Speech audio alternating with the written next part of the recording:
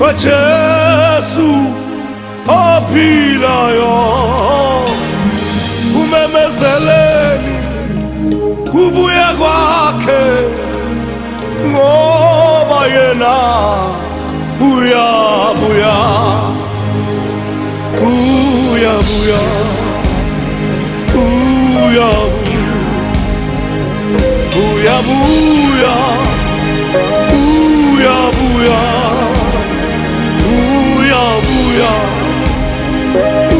uyabuya uyabuya uJesu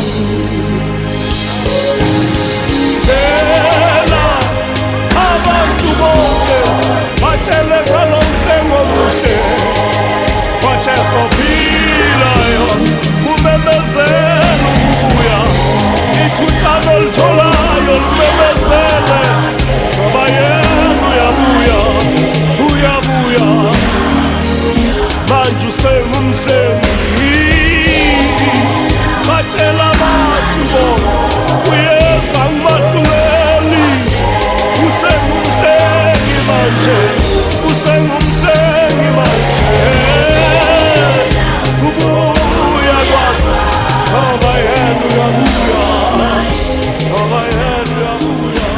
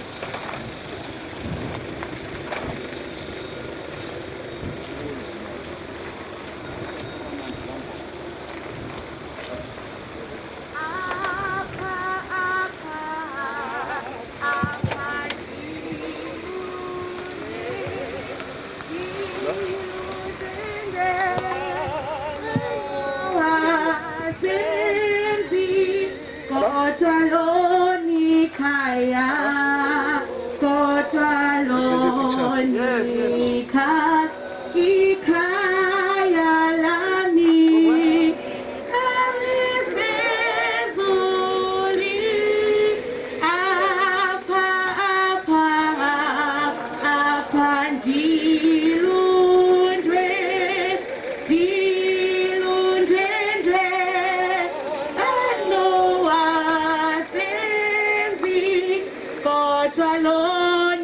Kaya kodwa lonika ikhaya lami lalisezulwini apha ndilundwe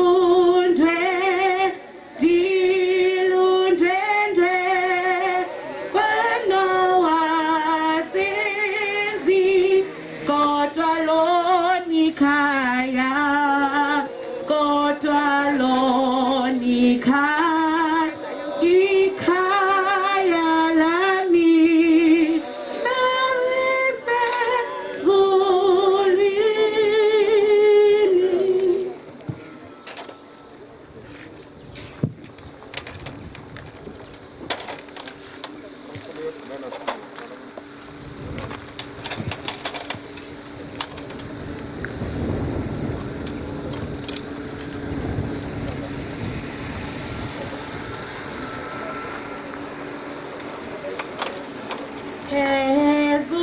Ezuluku kulutiko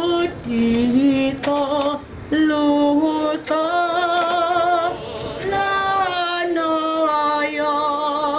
lonoyolo ningumaza bazukisa ubuku lubako ubuku lubako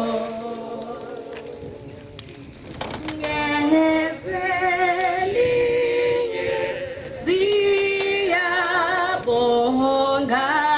zonke sizidalwa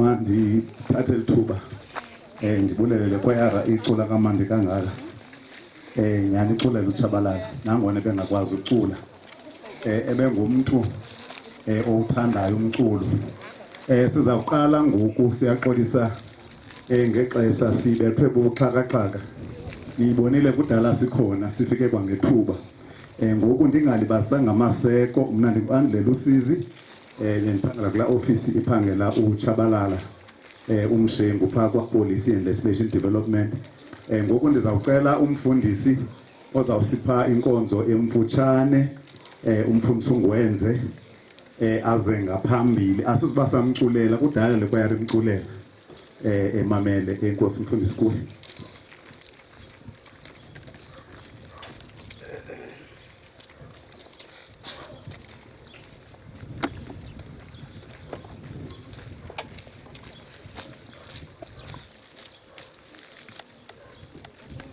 Mangithathe lithuba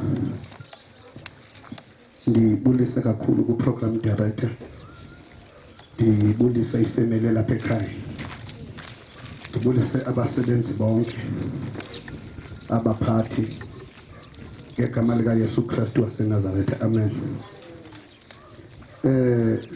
Andizuba mdeke nami,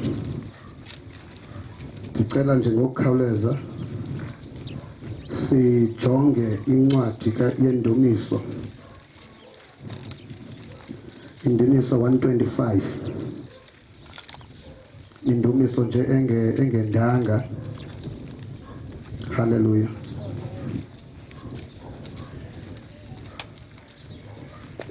Ndizawuqala ukufunda kuverse 1. Abo bakholosa ngondikhoyo banjengentaba iZiyoni, yona ingasoze yashukunyiswa, koko izinzile khona phakathi. Verse 2. Kwanje ngokuba iintaba ziyingqongile iJerusalem, nondikhoyo wenje njalo ukubaphahla abantu bakhe, nangoku kude kube kunaphakade, amen. Xa silapha kule family yakwaTata uCindi, ukhona abantu ebebesebenza naye, ukhona abahlali abebemazi. Sikwixesha elinzima,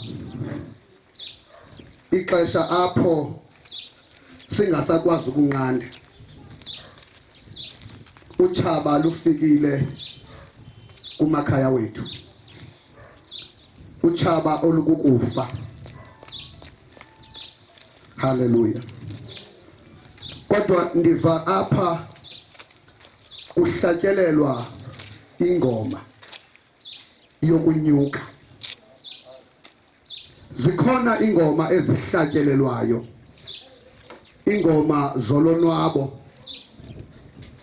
Kodwa apha sikwingoma apho kukhunjuzwa khona inhliziyo. AmaSirayeli ayihlabelela lengoma ekhumbula apho asuka khona. AmaSirayeli ayihlabelela lengoma ekhumbula indlela ebephetheke ngayo kwaFaro. Kodwa ngoku ajonge eJerusalem. iJerusalem likhaya okanye indawo elungiswe nguThixo. Ithi apha abo bakholosa ngondikhoyo banjengentaba iZiyoni. uThixo uyifanisa abantu abazinzileyo, abantu ababambe ithemba, abantu abangashaykhwa sisimo, ubafanisa nentaba, ngoba intaba iZiyoni ifikelwa ngamaqhwa, intaba iZiyoni ifikelwa zizikhotho, intaba iZiyoni kufika amalanga atshisayo, kufika imimoya ibhudle, kodwa isimanga kule ntaba ishukumi. Sikengathi namhlanje family yasekhaya nifikelwe yilonto, amaqhwa nezikhotho afikile, kodwa nithi izwi lenkosi anizushukuma. Hallelujah. Ithi soze ayithi abasishukuma nje, ithi soze nashukunyiswa. Kungafika ukufa, kungafika inqwaleko, kungafika ubuhlungu, kodwa uThixo nina soze nashayikwa nto. Hallelujah. Tumva kuhle apha uDavide uthi iJerusalem ingqongwa zindaba, ngani family yasekhaya uThixo uningqongile, uThixo sozanishiye, uThixo sozaniyekele, uza kuba nani lize liphele iphakade. Hallelujah. Athi uPawulos yintoni enondohlula nothando lukaThixo?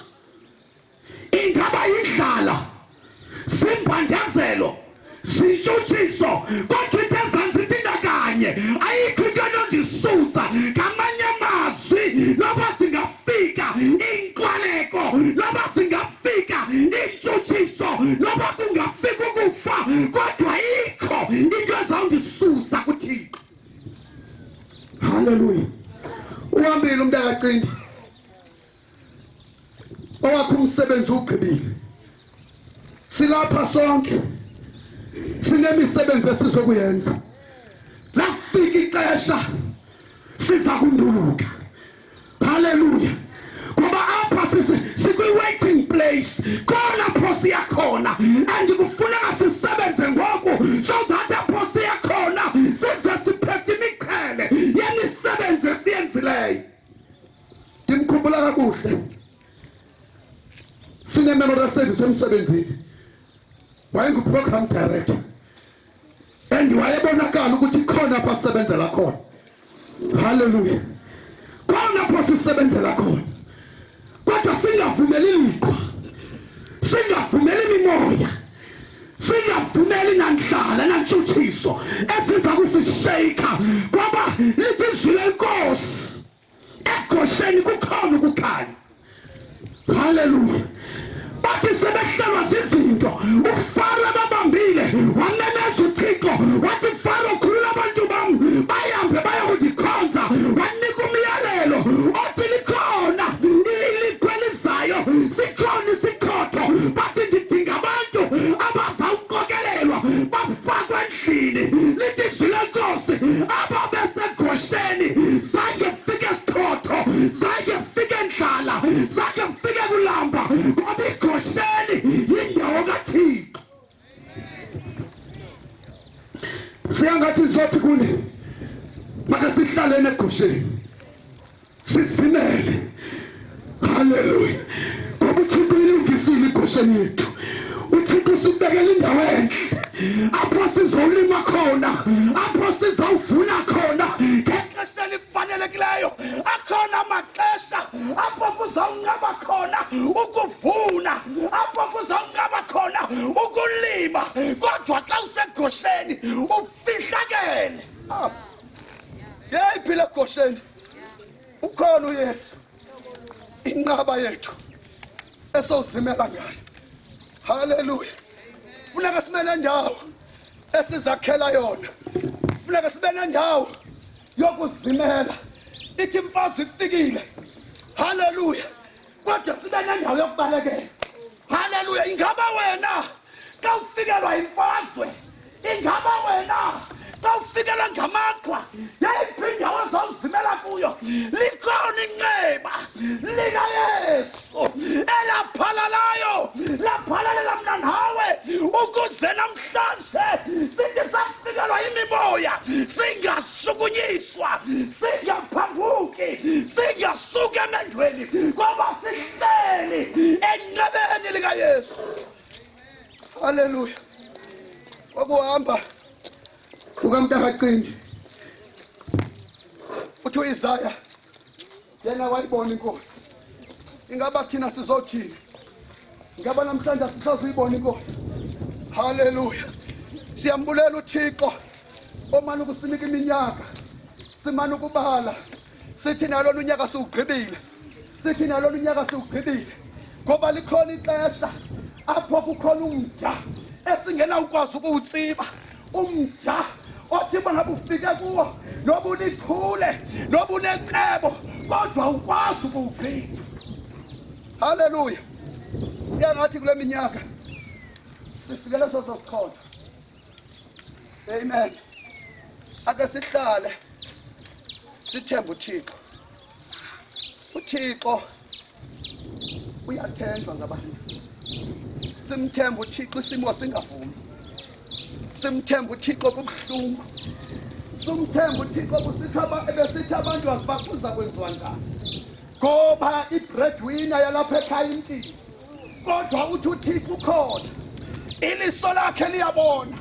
Libona apho singaboni khona thina. Lenza izinto ezingena kwenziwa ngabantu.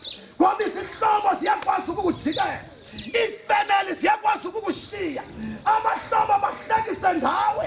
Kodwa uThixo yena xa kanye behleka lixesha labantu bavala umlomo ndikuze kuhleke nina.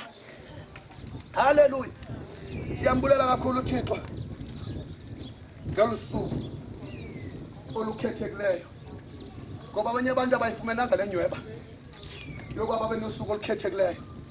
Kodwa uThixo wayilungisa le mini, wayilungiselela thina. UThixo onothando, uThixo onobubele, angabusitha ubuso benu, akhanyiso bakhe phezu kwenu. Haleluya. Ahambe nani uThixo, anifihle, anithwale, anivulele iminyango kwindawo bezivalekile. Siyathandaza namhlanje ukuthi uThixo onobubele ozeka kade umsindo anganani. In Jesus name.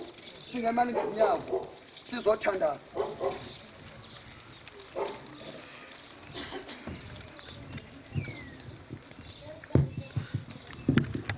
Baba, egameni lenkosi uJesu Kristu waseNazaretha, Thixo wethu omhle kangaka, asideli into Nkosi, ngoba siyakwazi wena unguThixo ophilayo. Siyakwazi Nkosi awulibala idinga. Uthe wena ezwini lakho phezu kwendonga zakho Jerusalem ndibabekile abalindi abangasulala imini nobusuku babe mina enkulu.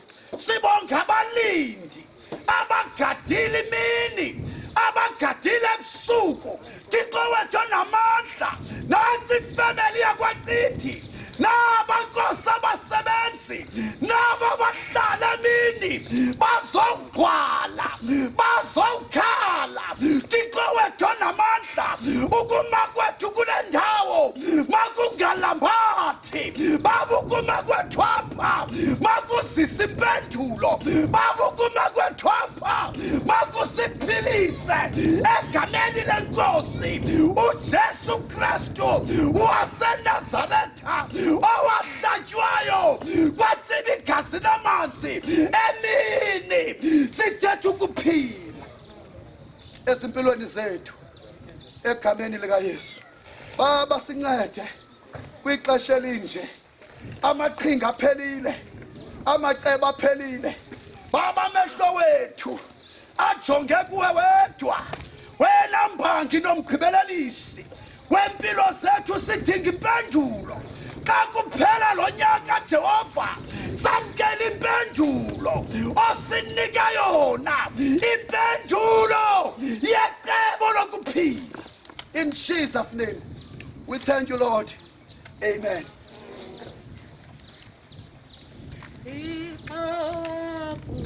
Yeah.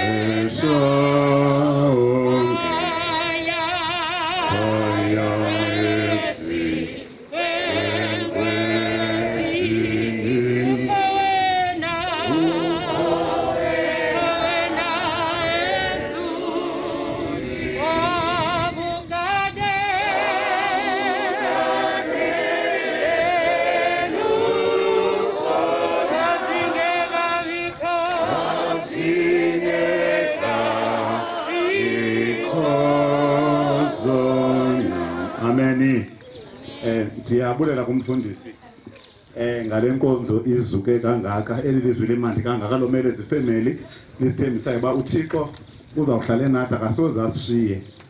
Ngoku kuze imizimba yethu ikhululeke sizawucela isithethi sefamily esizawuthi sisamkele izawutsho le kwayari kamandi ngeivesi benye isithethi sefamily sizosibulela sifanele basiqale ngaso xa sigqithile le program yethu. Saqala ngomthandazo kuba inoba ilanto singabantu abakhonzayo pha kula directorate kuthe qatha uqala leyo umthandazo. Ndiyacela ke kwayari yam siphakamise isithethi sefamily esizasamkela asicinge sikhululeke singekamkelwa. Amen.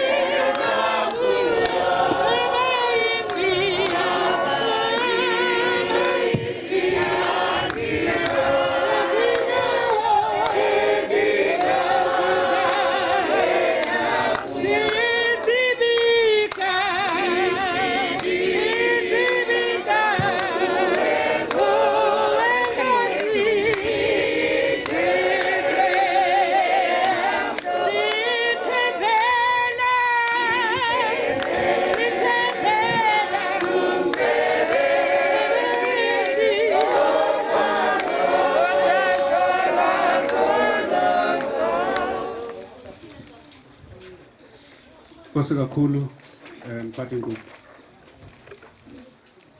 Umna igama lami ndinguThobile wakwaLamathi. Ngiceliwe ke lusapho ukuba izokwamkela nina abantu abasebenza noTshabalala. Abantu ke ngenye ixesha afana nenkomo. Inkomo zithi kwakumka enye yazo nizibone zihlangana zonke zizokwenza lento okuthiwa kugqala emswaneni. Nizokwenza loo nto ke namhlanje, nizosithuthuzela silolusapho. Inhliziyo zibuhlungu kuba sishiwe uTshabalala. Inqabile ke into yokuba kula maxesha siphila kuwo kokuba kubekho abantu abazidinayo ngentlungu efunyenwe lolunye usapho, bazidine baphume bazothi sinani le ntlungu iniphetheyo.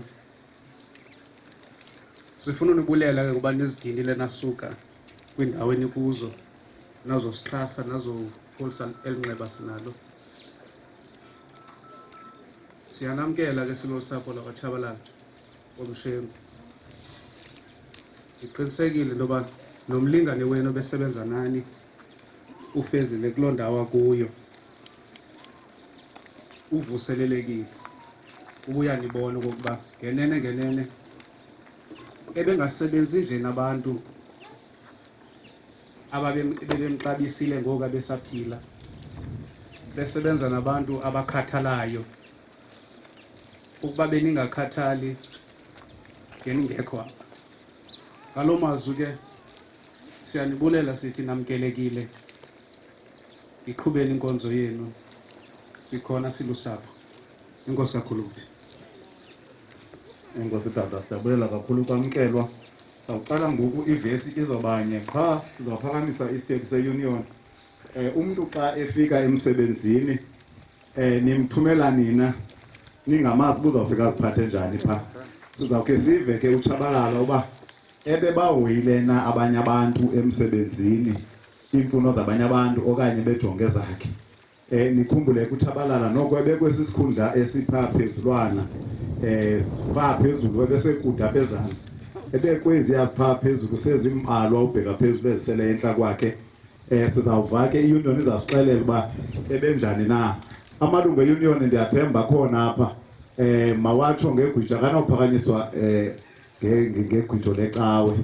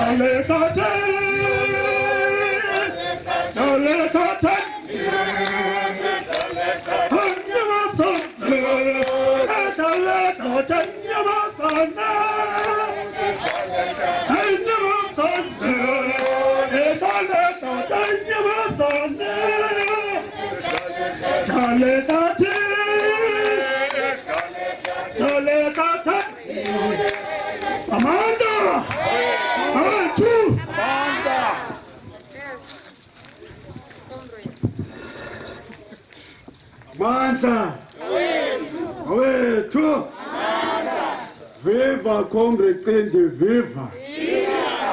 Long live the spirit of Comrade Qindi, long live! Long live the spirit of our chaplain, long live! Long live the spirit of our comrade who is very much aware of art, long live! Amandla! Comrades, mangiqale ngibonise nje ku-family ngisithi akuhlanga kungehlanga, sisitsho nakulamantombi mahle alapha nawo sisithi yomelelani bantwana bami, ayikho enye indlela. Sithi comrades silahlekelwe thina singuNehawu Cocta branch, silahlekelwe ngoba ebedlala indima ezininzi uComrade uQindi. One of them was that Comrade Qindi was a member ye-Shop Steward Committee. I-portfolio ebenayo as we speak.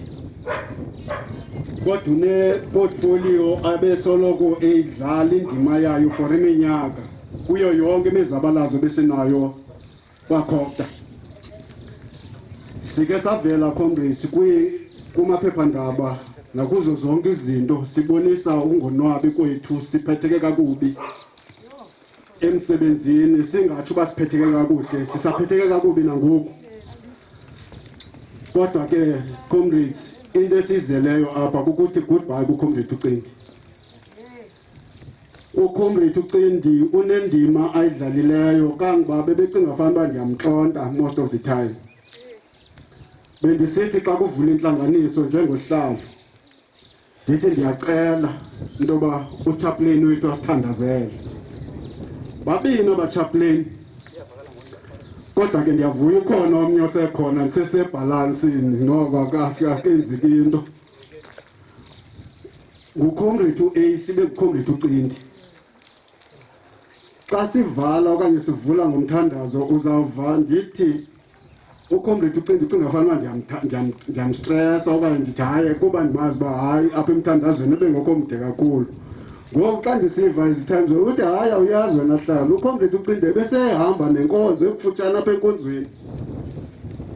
Ndithi kongokulonto leyo ndithi nguchaplain wangenyani because any struggle as we continued in engagement in all our forms of struggles, uComrade Cindi was there not only as umuntu wesithandazo sisapotana naye but as somebody who participated dearly in that struggle. And bekufana naxa kuthiwa sizadibana nenkokheli sikhokhase thina siyi-BEC sithi sizawuthi sithi xa kufika eholweni kuthiwe makuphakamise izandla. So ngoku kuzawuthetha kongoku i-leadership thina sinele expectation kodwa into esimanga uzawuvela athi uComrade Cindi aphakamise isandla ndithi uSiphuthlu ubeyalezwe ngubani unjani na mfutshane kunengane ungaka ndimbone ndithi hey anikwe imike uzavala ndizaqala iphakame iyazazisa emva koko uzachaphazela zonke into ezimchaphazelayo ezuCindi. Uba kukho promotion emsebenzini uzawuthi ehlalo bendijonge ulevel 13 ku-advertisiwe pha abanshortlistanga. Athi omnye uComrade kum hey mani kutheni uComrade Cindi soloko egade yena nje. Ngoku ndithi hayi somjonga kwelo cala uzukumjonga indlela ahamba ngayo. uComrade Cindi xa kuthiwe nantsi action ukhona. Xa kuthiwa kwenza into ethile uComrade Cindi akunqeni ukundifowunela ade andithumelele uWhatsApp sihlalo kwenzeka ntoni. The most recent time ebese-engage kuyo naye ibiyinto ebesithi emsebenzini besike sahlala ixesha elide singaphangeli. Uthi uComrade Cindi kum hlalo nibabambe kakuhle mani asikho safe uba singangena pha. Ndithi mna Comrade ndiyakuva ithini le nto hlalo ndithi hayi i-department ayicomply asithi asifuna uphangela kodwa mabacreate a conducive environment apho sizakwazi usebenza khona. Kongoku sibuza umquestion uba xa iCOVID istrong ngolu hlobo nisibeka ndawoni thina singabasebenzi. Athi uComrade Cindi hlalo siningabavumeli sibuyele. Kodwa imemo iphumile the last memo Comrade sasithemo sisathi thina sabuyela ngosike sasigoduswe ngememo sizabuyiselwa ngememo. But le memo ifikileyo yokugqibela Comrade iphuma ku-structure kuthiwa yi-OHS edilishana nento ethi how safe are we at work in order for us to work. Asithi asifuna uphangela zithi i-regulations ka-Department of Labour.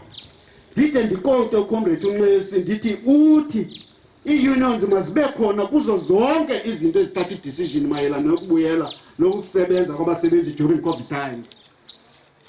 Sibe khona nyhani kwezo structure siparticipatile Comrade. But isimanga esenzekileyo into yoba iqale yabetha la maComrade wethu ebekade kumane ngojikela ngapha yongena emsebenzini singawazi. Ngoku siyabuza yemani ubekutheni ubana bephaya ngoba ithi memo makufunekanga ube semsebenzini ngela xesha. Kodwa sive kuthiwa umuntu usuke ngapha ukhahlamba ngenxa yebhosi yakhe yamnyanzela uba makabe lapha. Comrade, this is a serious matter. Imbango basithethe si-union asizange zovuselela amanxeba but sizochaza imeko ethi masilumkise isizwe. iCOVID yeyona nto igqiba abantu ngoku. Wena mqashi une-responsibility yoku-assessa i-risk. Jonga i-risk abasebenzi bakho bandawoni kule situation. Ungabakhululi kanti there's a high risk. If ubakhulule with a high risk prevailing, it means awuconsiderishanga i-act ethe akufunekanga ubafake kukhonjisive ku-environment e-dangerous kubo. Yabona ke comrades, sasoloko sisilwa singunehawu, sifike sithethe sihambe. Kodwa siyeki comrades, siyaqhubekeka. I'm just feeling sorry ukuba ucomrade uCindi angabikho kunye nathi. Because his input, I'm telling you comrade, uthetha sele kungathiwa hayi makathethe, uyathetha. Athi into ethile hlalo ikhona igame ku-MEC class ovela waphakama sathi wayibeka uComrade Cindi le nto afuna uyibeka, akakhathale noba ngubani noba kutheni, uyobeka iposition and ufumanisa uba akakho far away from what we have discussed. Kodwa bengekho seva comrade nezinto zakomamuseum. It's not the first time that I've met uCindi up. I've met uCindi comrades in Queenstown. I've been with uComrade uCindi as a Queenstown. When he came, when we met kwakhokta, sihlongene, ndathi ngiyakwazi wena. Athi nami ngiyakwazi. Ndathi sazanaphi eMnomzamo. Phi eKomani. Hey, comrades.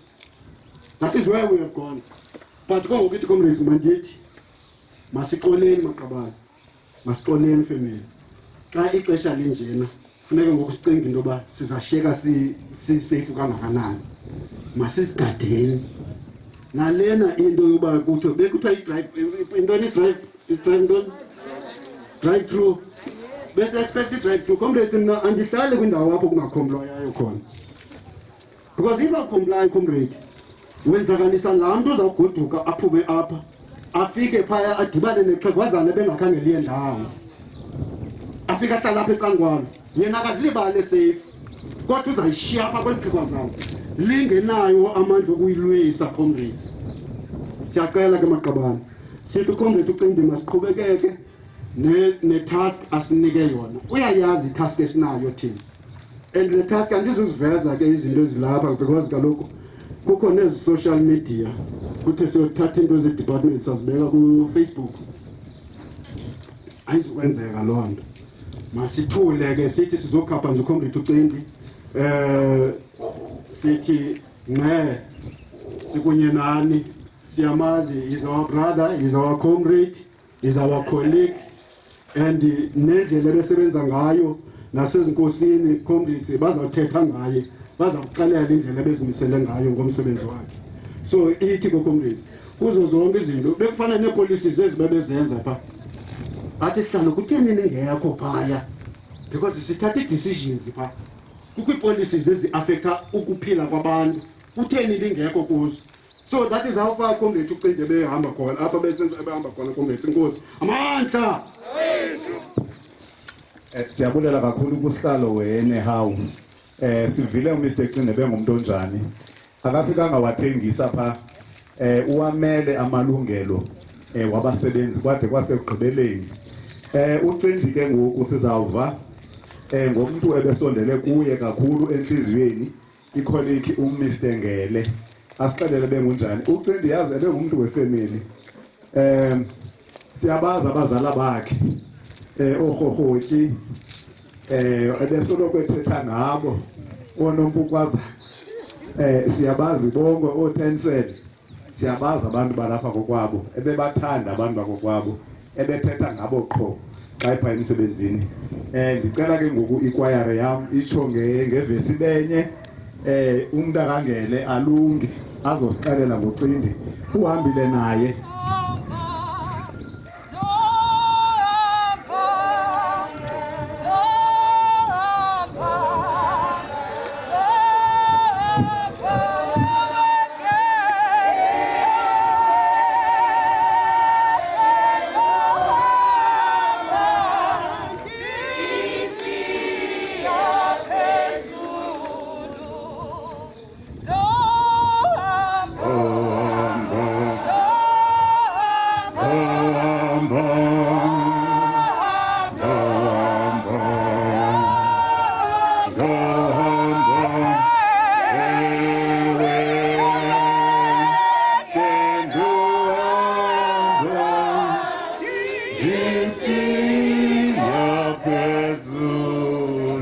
Amen.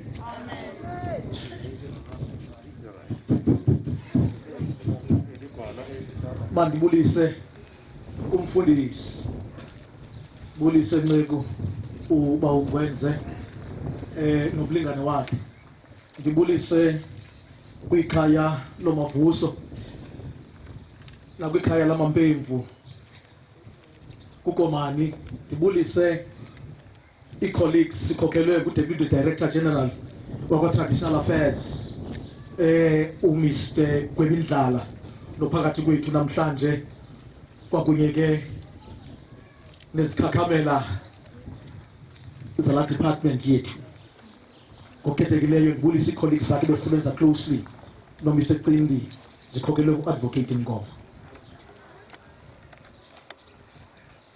Namhlanje we are here to pay tribute njengokuba ebethilo uBra Ace. Le tribute sizoyipeya apha namhlanje sizokukhumbula umtshana kaNoyosi umakazi wakhe. Sizokukhumbula umzala kaKaniki noTense noHohotyi noNobukwaza. Bemthanda kakhulu uBhawutini umyeni kamakazi wakhe uBita. Ndithibele Mr Cindi kudala singekadibani pa edepartmentini but ufike pha ngo-2009 ngoJanuwari. Into uMr Cindi ewayemisa ngayo siqala ukubonana yifamily yakhe. OBuPeter ndabazi ndingekababoni. OBrakadro ndababoni ndingekababoni oAfrika. Uzambalisela ke ngosisi bakhe osisuki ukhona lwaseCreydok bendimlibele usisi Mhlaba. Yes, ukhona lwaseCreydok kodwa usisi Mhlabakazi akuxelele ngodade wabo omncinci uZoleka uzakubalisela uthi asiputla ngabantwana bakhe besisithi ke xa simbiza nguSiputla ngoba ligama lebhola lo awalifumana kwaba wayidlala kwi-11 experience. Osiphokazi nankwehlela kuSiphokazi uLibambo kwakunye ke neqhibelo lakhe uLeli ebethetha ngabo kakhulu. Lo mfo ke ngumfo wamathamba.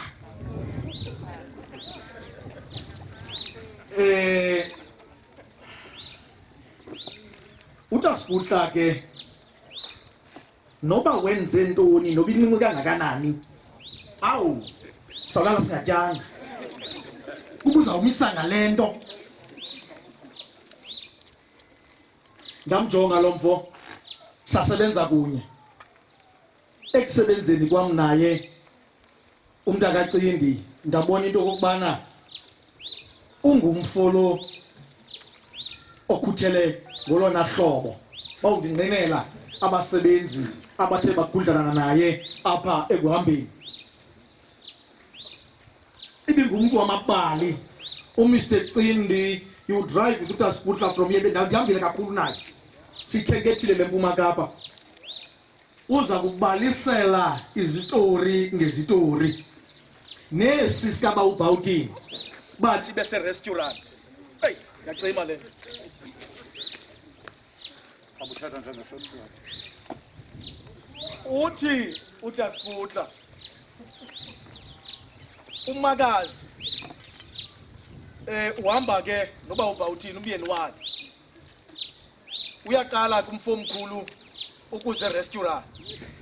Le restaurant kodwa ngathi semdantsane elokishini kodwa ke uba uBhawutini ke baseve ba-order ke basevwe uthi uTasiputla hey aphakama lanto mfana jogana tulungwas masithandazeni uthi restaurant.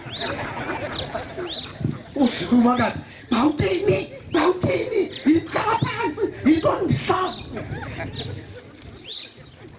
Ebesoloko equka ebuyelela kwesaStainsburg ubangcwabe bonke. Ndaqaphela kulo mfo nje bandisebenza naye uba ngummanyanisi lo. Ibingummanyanisi apha ekhayeni uMr Cindi. Ngoba ingxaki nokuthetha ngoMr Cindi awukwazi uthetha ngomsebenzi. Ungakwazi uthetha ngefamily yakhe because kule conversation izawuba nayo uzawuthetha ngefamily yakhe, athethe ngoyise uthisha, athethe ngomama wakhe intombi akwanginze emacaweni. Mamela ke ukuba ngaba khona indawo sasiye kuyo saxhelwa inkabe egusha. Wabuza ba semali la nenkosi ubani. Ndichaza ba hayi ngokojola ngotonto right. Yes, utshona. Azaziseke. Hayi ngihamba nelgosa andichoke athi mina ndikufezile. Aba mamaziyo. Yeah. Uzawucimela kwezazisa kaCindi. Asasiduko mosusibambile. Ndizalwa uzawuqala ngaso. Athi achaze into bana yena unguchabalala ungumavuso ungunyamentsha azichaze ke ziduku kumshengu njalo njalo. Afike ke into bana yena uzalwa intombi akwanginza umama wakhe inkosazana. Ufuna usifaka ke ngoku apha inkosini emachaweni.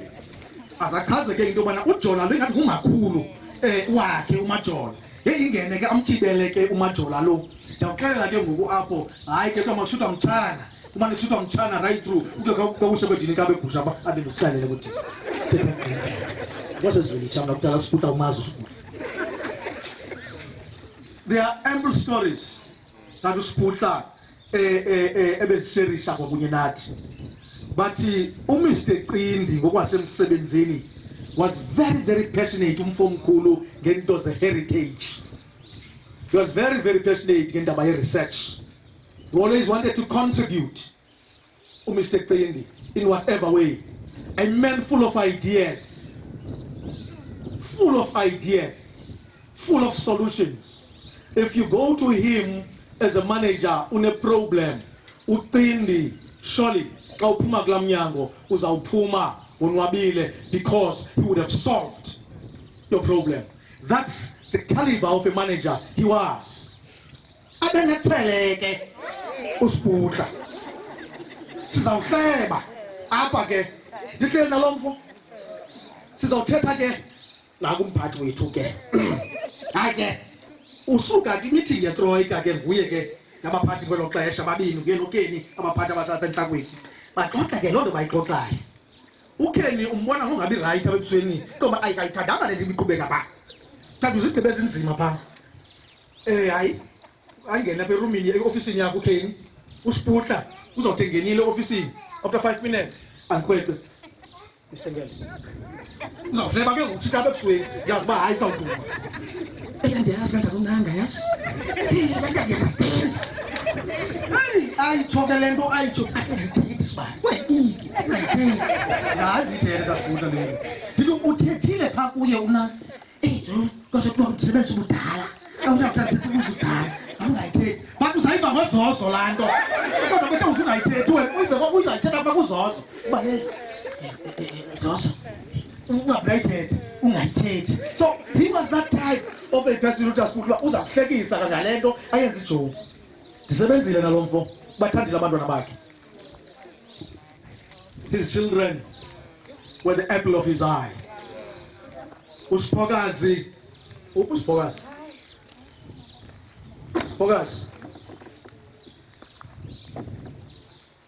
Lubambo noLeli. Usithembisa ukhona.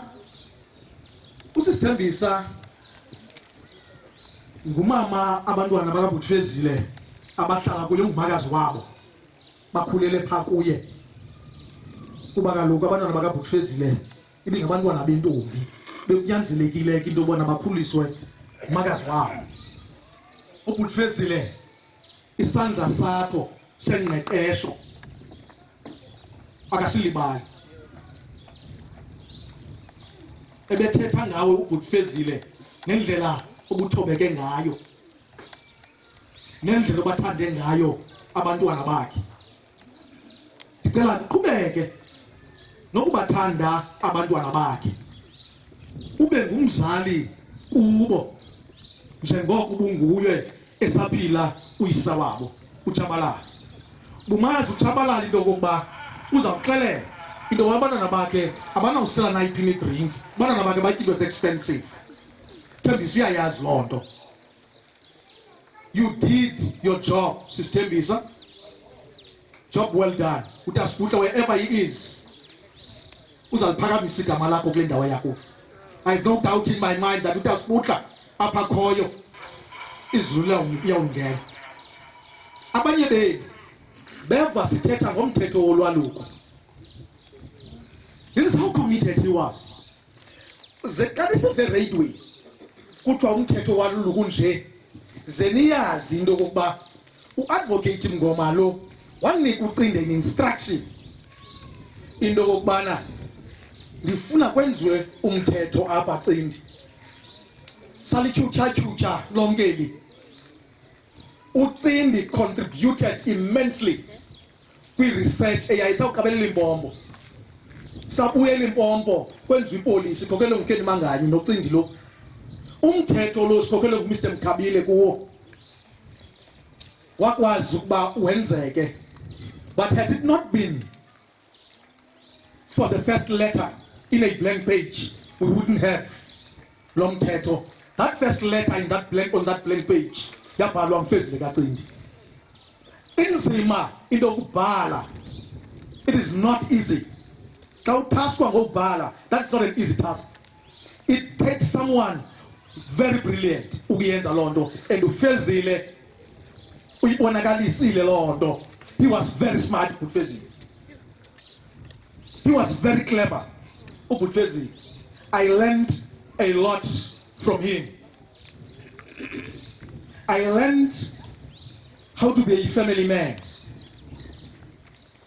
I learned from him humility. I learned from him discipline. uFezile was the oldest in our directorate.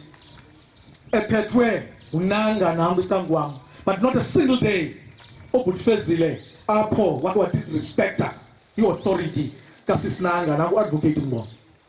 Never, not a single day. And that showed me nobana uFezile respected your authority. Nekhaya phuma kulo. He represented ikhaya phuma kulo with aplomb and discipline. He had military discipline, uFezile. He command ebeyithatha. He was a soldier eyazi into kokubana in a commander and instruction ayinikwa i-commander yayo kufuneka i-implementile. You comply and complain later. That's Dr. Bezel. Colleagues.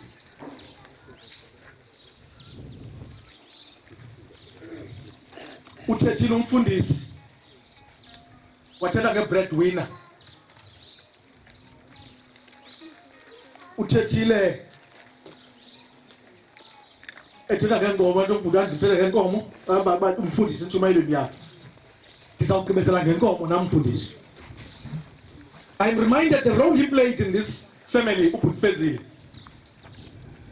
To those who have read extensively English literature, assist me please, because I may not remember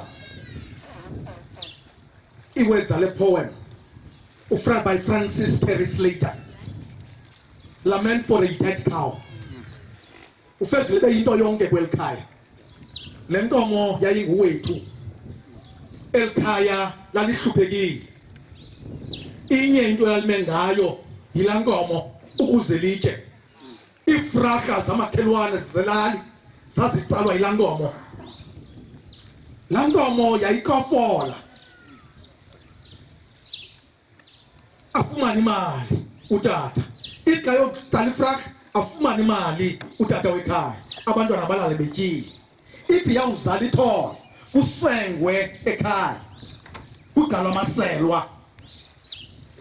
Yathi yawuhamba le nkomo kuba yayinto yonke ekhaya. Kwakunxunguphalo. Kwakwimibuzo ethi asibasawuthini na ngomso. Now that lo mntu ebesinika impilo, le nkomo isinika impilo ayi. I would like to quote the last stanza.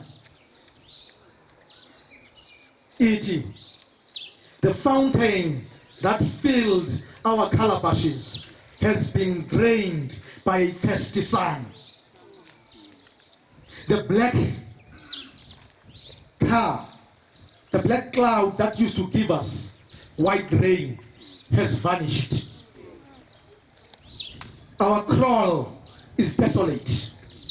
Our calabashes are dry. We weep. Inkombi zakosinika ubisi ayisekho. Amaselomile mamqoko. Asazi basawuthina ngokuhamba kaCindi. Kodwa ukhona umlamleli. Kodwa ukhona umfeli nomvukeli wethu. Ngalo mazwi ngidlala ngoxolo Tshabalala. Dala ngoxolo Mshengu, dala ngoxolo Mavuso, dala ngoxolo Nyamenja, ubhutphithi uzawukhokhela njengoba bekukhokhela. Camakhulu.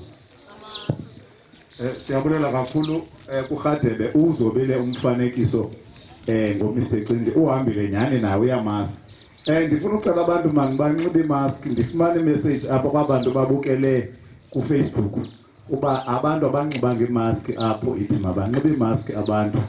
So siyacela ma comrades iCovid isekhona iyabulala mabanxibe imask abantu basanitize babe safe asinqwenele umuntu ozaphinda abe infected iCovid. Bayanibona abantu baku Facebook ngokuza bangathi asicomply ngamabomu kanti nguwe lo ungayinxibanga imask. Ngoku zawucela ivesi elixesha uDJ engekabi ready. Ndicela ingoma nesizawufaka. Alright, okay. Ngoku sizawufumana iclip evela komnye wabaphathi bakaMr Cindi uTata uMkhabile owayengu-general manager phayana kuthi phambi koMr Ncayi nomama uNcume. Naye uzive engakwazi ukuzibamba njengomuntu osebenze kufutshane kakhulu noMr Cindi. Sizawufaka ngoku lo clip. Over to you DJ.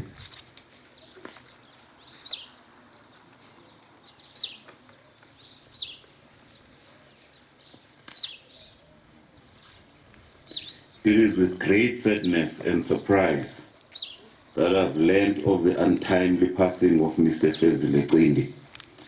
I've worked with Mr. Cindi for all the 10 years that I spent at COGTA, from 2009 to 2018. Between 2012 and 2016, I directly worked with him in the Traditional Affairs branch. He was a committed and a dedicated officer and an excellent researcher. His skill and wisdom in navigating a thorny area of traditional leadership genealogy was both amazing and outstanding. The people of the Eastern Cape, and indeed the department, have lost a dedicated and experienced officer. Workers of the province have been robbed of a dedicated cadre to their cause. My heart goes out to his family, particularly his wife and children. Go well, son of Africa. Go well, Tshabalala. Go well, Mshengu. Thank you. Siyabulela ngoku ndiyayifuna nje ingoma ke setyise lamazwi sethethiwe Ncabakazi khawuhlabele.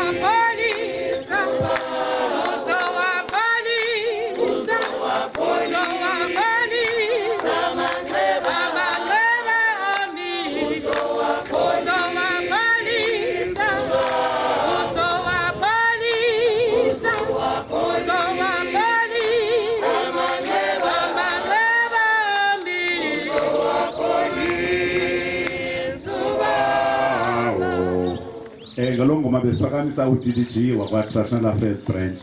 Over to you, DDG. Sibulisele kakhulu kumbhexeshi wale nkonzo kaMnumzana uCindi. Igama lami ndinguthanda abantu kulendlela. Phaya kwaCocta ngibulisa kakhulu kusifundisa esikole. Ii-colleges zami ezilapha nabanye abasuka kwi-department zonke. Ngibulisa ngokukhethekileyo kwikhaya eli lika Mr. Qindi. Ngibulisa abazili babe bonke. Mandiqale ngokuthi ngithunyelwe apha i-Department of Cocta in the Eastern Cape okubana ngizowuyimela i-department apha. Ngimxolisele umphathiswa no-HOD ngokubana bangaphumeleli apha. Uphuthiwe mna ukwenzela into okokubana ngizothetha apha ngoMr. Qindi. Ngilibulela kakhulu eluthuba. Selechaziwe zizithethi ebezithetha apha. Futhi zichaphazele kakuhle le nto abe yiyo emsebenzini uMr. Qindi. uMr. Qindi ungumfo apha onganqeniyo ukuthi kuthiwa ngesingesi is to speak truth to power. Ngendlela yakhe ekhethekileyo, ethambileyo nenembeko, kodwa ngendlela ezawuvakala. Akonqeni into yokubana uke wathi kwenye igame sisasanda ufika apho kwa-Traditional Affairs kukho omnye ofikayo. Wathi ngexesha lakhe lokuthetha wathetha wagqiba. Wathi ekubeni begqibile waphakama uMr. Qindi ephakamise izandla esithi, andikhange ndikuve xa uthetha ngo-Traditional Affairs. Ibiyindoda lena engonqeniyo ukuthetha inyaniso kwabasemagunyeni. Umsebenzi wakhe ubumhle kakhulu ngokwase-ofisini. Njengoba sekuthiwe ufike phaya edepartmentini ngo-2009 ekwiposition ye-assistant director. Besimnika noba yintoni na emakayenze uMr. Qindi engazukukhalaza. Uba kuthiwa kuyasetyenzwa besingasilindeli isikhalazo kuyo. Into ebesiyazi into okokubana iza kwenzeka kukubana lo msebenzi esithe mawenziwe uza kwenziwa. Unegalelo elikhulu njengoba sekuchaziwe apha kula mthetho wolwaluko. Lo uyingquba kaxaka ngoku. Kodwa uba abantu bangakwazi ukujonga amanani wokusweleka kwabakhwetha ukusukela emveni kokubana umthetho upasisiwe, basabhubha bona abakhwetha bakayeki. Kodwa usukela uba umthetho wapasiswa amanani ayehla. Umsebenzi wakhe lo uMr. Qindi, ngoba ukuze ubekho la mthetho ubekho ngokuba yena wawuthwala emagxeni wakhe waqonda into okokubana akanawuhlala anyothe ekubeni ba abakhwetha bebhubha. Uhamba ke ngexesha esibafuna kakhulu abantu abanjengayo, ngoba ngoku siya elwalukweni ngoku ngomhla ka-17 kaDisemba. Belungekho apha ngoJuni. Silindele into okokubana abaya bebengolukanga ngoJuni bazafuna ukwaluka apha kuDisemba. Ithethe into yobana amanani wabakhwetha aza kwenyuka kakhulu. Ifuna ke ngoku le nto into okokubana sibe nabantu abanjengaye uMr. Qindi abazawusinika amacebo into okokubana senze kanjani ukuze abantwana babantu bangabhubheli emabhumeni. Silise iyasikhathaza kakhulu indaba yabakhwetha ababhubhayo. Akukho namnye umuntu onqwenela into yokubana angasa umntwana wakhe ebhumeni abuye phaya engelokrwala, abuye sele esesinye isimo. Umsebenzi kaMsecindi ke kwelo cala ubumhle kakhulu, eyithanda into le xa eyenza. Njengamaxuba sizibuza kolukwa njengoku, isele liyabongoza ebantwini into kokubana mabancede ngexesha lokubana abantwana bebuya beyoba ngamakrwala. Kuke kumiwe ngento kokubana kwenziwe imigidi negatherings ezizaba nabantu abaninzi, ngoba sonke siyazibonela into kokubana iCovid ibuyile and ngoku ibuye kakubi kakhulu. Ke ngoko imithetho ebekelwe into kokubana siyinqwambe ukunwenwa kwayo le Covid, sibe kanti siluluntu singayibamba. Ukwanjalo kwa abantwana besaya emabhomeni, usisicelo sikarhulumente into kokubana abazali ngaske bangazityesheli imithetho ebekelwe iCovid. Ngaske baqiniseke into kokubana naphaya emabhomeni abantwana abosulelayo, naphaya emabhomeni amakhankatha akazuhamba aphumele ngaphandle athe abuye azotyikila abakhwetha ngeCovid. Ngoba uba bekuya ngokunokwethu, islogan sethu when it comes to ulwaluko sithi mabaye bephila abantwana baphinde babuye bephila. Ngaske umzali ngamunye oza kolusa abe nalonto enhlizweni yakhe yento kokubana umntanami ndinqwenela into kokubana njengoba siya ephila pha azathi ukubuya kwakhe abuye ephila, atsho athathe amanyathelo afanelekileyo wokwenza into kokubana umntana makabuye ephila emabhomeni. Imiqathango ebekiweyo ke pha nenika isikhokelo sento kokubana makwenziwe ntoni naxa kuza koluswa naxa sekolusiwe. Umqali wayo, umhlahli wendlela, umuntu owayeqwangulula elofusi, yile ndoda sizothetha ngayo apha namhlanje. Batsho basinda abaninzi, besindiswa ukuzimisela kwayo. Ndizama uthetha ngento kokubana xa ewunikiwe umsebenzi uMsecindi ebewenza ngenzondelelo nangokuzinikela.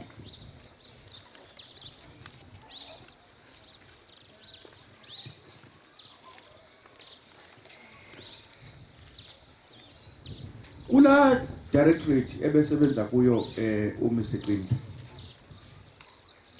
besimnike umsebenzi okokubana enze i-research on iminombo yenkosi. Zikhona ingxaki ezikhoyo ezihlangene neminombo. Ndiyacinga into yobana niyeva nasemaphepheni naseziredweni ukuxhuthana kwenkosi, esithi omnye ndim nomnye esithi ndim.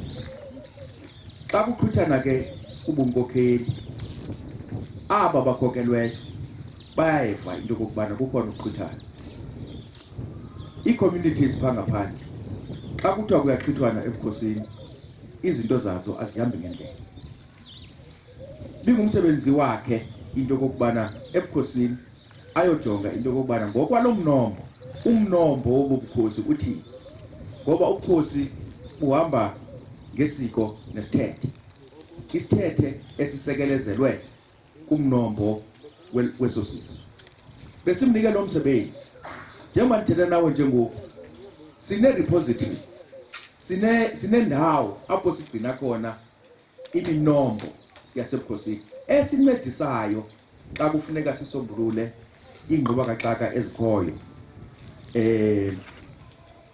ebukhosini.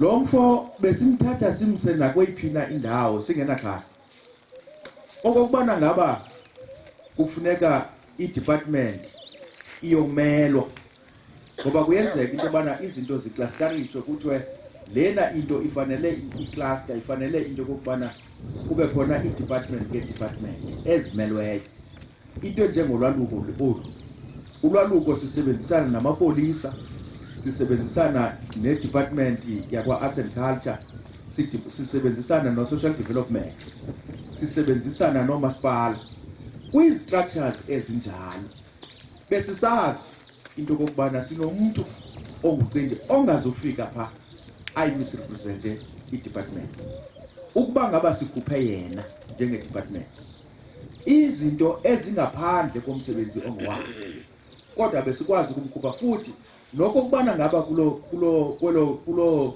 meeting kufunwa abantu abakwiqondo eliphakame kangakanani okokubana ngaba sikhuphe yena uMr Cindi sazi kakuhle into yokubana sizawumeleka yaye akukho umuntu ozayikhalazela i-department athi iyafana noba ingamelwana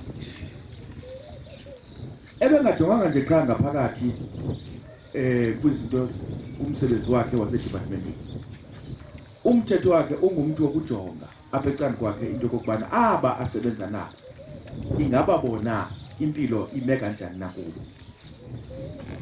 njengoba umfundo ebethetha apho uMr Ngene ebeyenza laa nto phantse kuthi sonke nathi thina abantu bamphethe uMr Cindi ube sijonga asibone into yokokubana namhlanje udidiji uzawuyikreka ijoku noba incinci kangakanani na ukwenzela into yobana akususe kwesi simo akubonayo into yokokubana ukuso yaye ebenjalo ke xa ujongile nakwikholeji zakhe ibingumntu wento yobana makajonge into yobana aba bantu asebenza nabo apha ingaba imeko yabo yokuhlala injani na silahlekelwe ke silisele uMr Cindi ungumntu apha endingathi irreplaceable akukho umuntu ekungathiwa sizawuphinde simfumane abe njengayo uMr Cindi ube into yonke phaya emsebenzini umsebenzi wakhe umhle kakhulu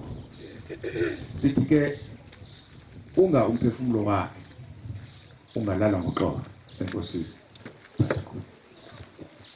Siyabulela kakhulu ku-DDG hayi umchaze kakuhle uMr Cindi ndiyacinga ngokuba i-review ezilandelayo zawuba njani emphekweni ngaphandle kukaMr Cindi siza kumkhumbula kakhulu ngoku izawutsho ingoma umuntu wefamily uza kwenza umbulelo asesenza ne-announcements ngabakazi icula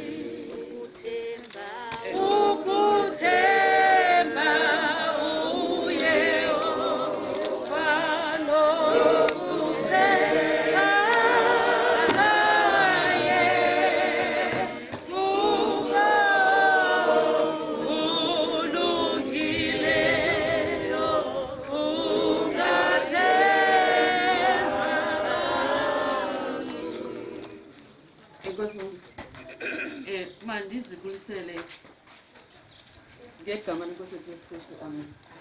Bonke abaphathi i-top management department i-leadership yonke kaFezile kubasebenzi abasebenza kunye noFezile i-colleagues ngamanye amagama nabamelwane nefamily yonke ekhoyo apha Ndinguzukiswa Cindi ngale ndikela ngicela ukuzivulisela. Mina ndilapha nje ukuchaza nje uba kuza kwenzeka ntoni na ukusukela namhlanje. La nto yezaziso. Ngomsongo lesithathu. Ngo4 emva kwemini. Njengoba soke sisazi uba uFezile ebengumhambi wenkonzo kakhulu eGinsberg.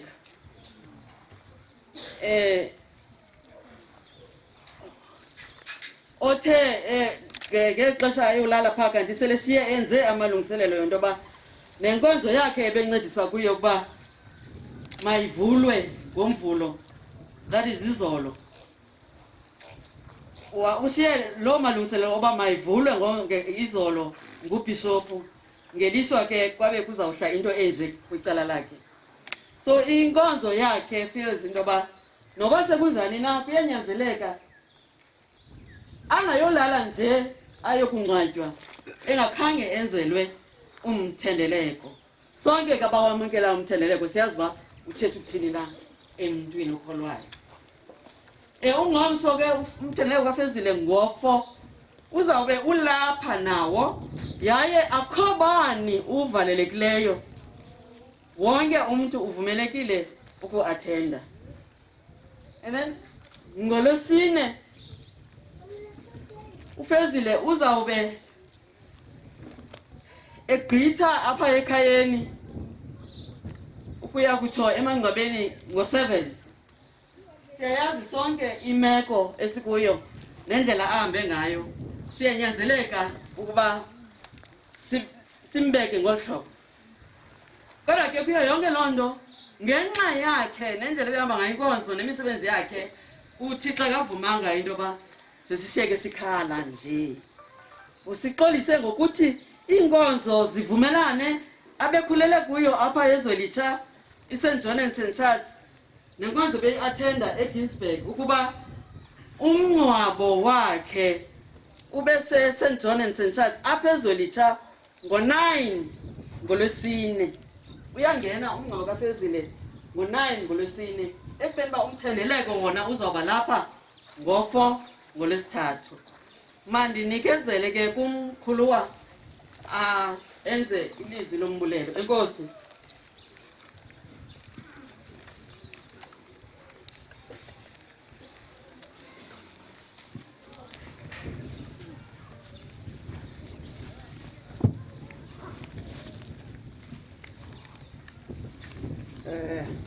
Mandibulise kubasebenzi abesebenza kunye noFezile. Mna ke ndinguPeter Cini, umkhulu wakhe. Seshiye mna ke ngoku. Ngebulela inkonzo enisenzele yona nezithethi ebezithetha ngoFezile apha. Siyazibulela kakhulu. Sitsho noko namanxeba abhetelayo awasavakalo lokho. Sibulela kakhulu kubasebenzi bakhe ezinkosini. Siyabulela nonke nabahlali aba bakhoyo, siyabulela bahlali ukuza memorial service kaFezile. Sithi nani yomelelani nathi somele. Enkosi. Siyabulela kwisithetho sekhaya esithe sasibulela. Ndifuna ukukhumbuza nje uba apha ecam kwami ikhona ibhasket ekhoyo apha, abantu abaphethe imikhonto bangajiki nayo, zabamane bezonyengeza apha kule basket. Ngoku izawutsho ingoma, uzawutsho uncabakazi pha, sicele umfundisi wethu ebesiqalele le nkonzo asivalele ngokuthandazo. Izinto ifanele uba sizigqiba nge2 hours kweli xesha leCovid, singathathi ixesha elide. Enkosi. Hey!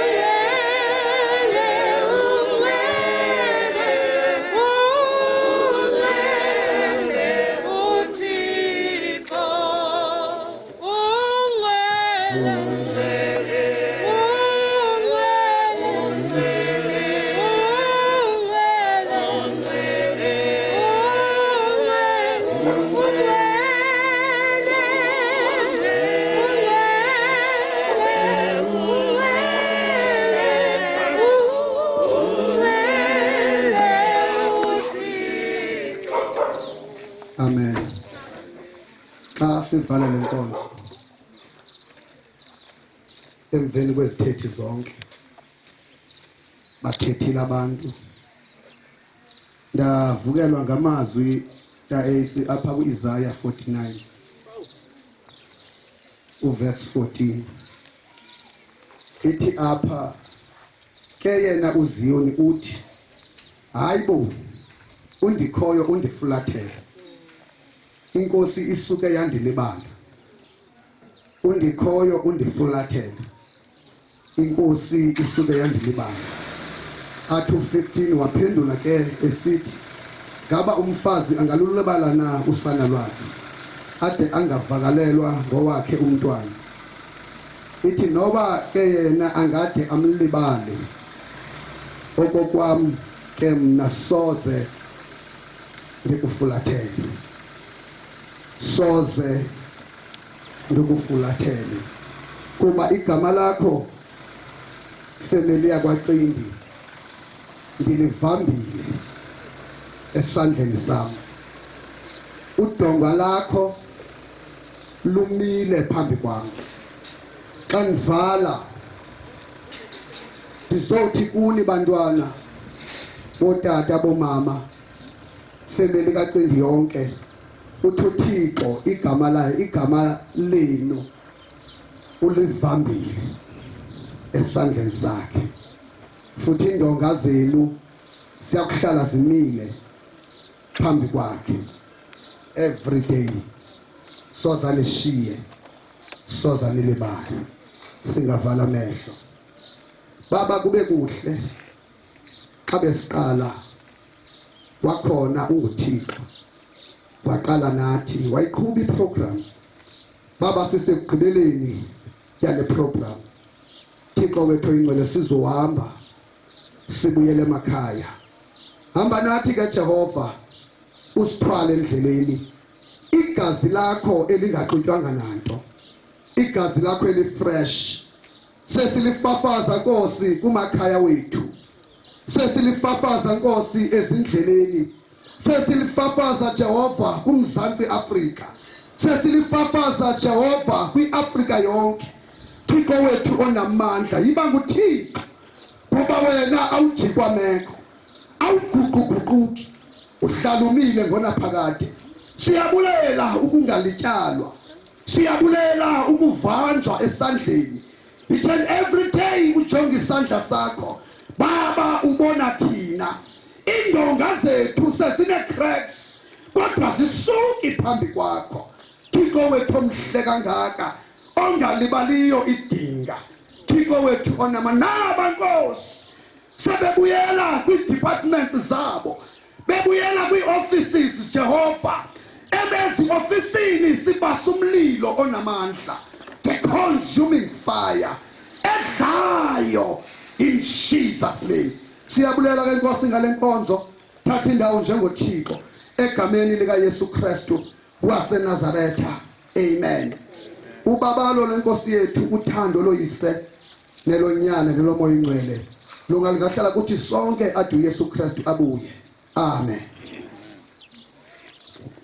siyabulela kakhulu kumfundisi ndiyabulela kwi-audience yam ebilawuleka oko bendiphethele umcimbi sisebenzisene kakuhle kakhulu ngoku kuvela umkhusane kuvela mna ndisithele abantu ababezenzile iziketch bazawuyazi lento ndithethayo Enkosi iphele yami indima ngoku amen